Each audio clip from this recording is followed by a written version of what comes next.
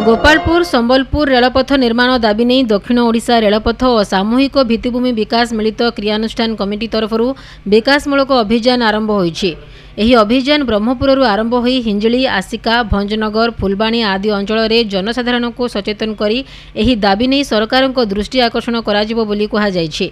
एही सचेतनता रथ परिक्रमा अवसर में ब्रह्मपुर रेल स्टेशन ठारू प्रतिनिधि माने एक बस जगे विकास यात्रा अभियान रे सामिल होइथिले।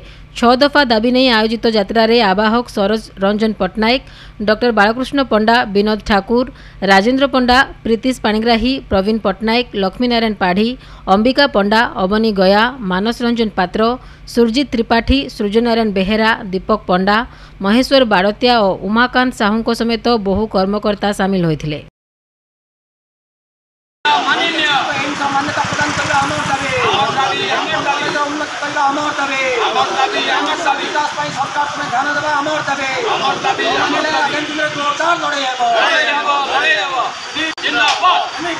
सरकार